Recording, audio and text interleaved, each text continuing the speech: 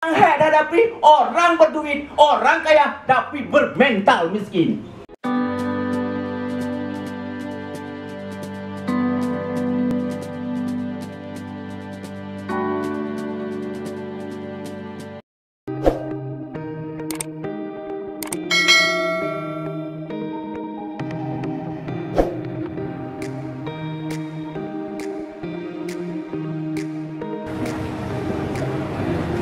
Dari air.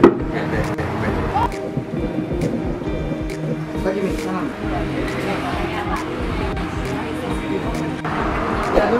Boleh berbeda. Hah? Yang enak. Ayah.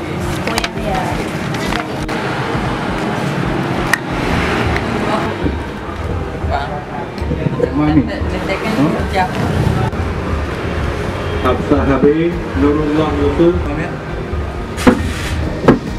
Yo.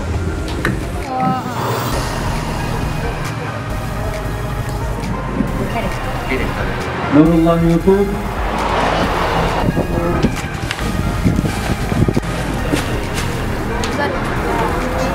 Salmi Darkani.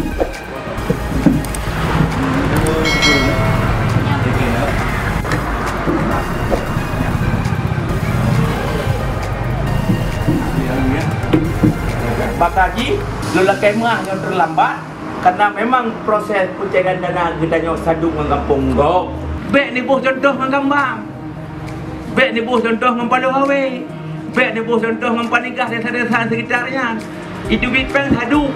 Itu bipeng pun 15%. Hadu awalnya itu bipeng kedua dia sanggup dia 15%. Itu bipeng bersatu 20%. 10 juta. 70 juta menyodak bagi 600 ribu, 168 ribu, bayar luar mutang itu sekitar 20 juta. Makan apa ngai luar mutang itu? Beneran, kau ambil buah padura, palu jok di malamah kita buah lempuh itu jadi lempuh belanya. Maka di Gambang 70 juta dibagi, di Jopek di pemerintah, dilipat harga lipat. Kenapa kan 20 hadoi bagi wanya tak? Dan tahu. Maka ini oleh mada selalu sampai terlambat karena kedaya resiko dadu kampung yang penduduk.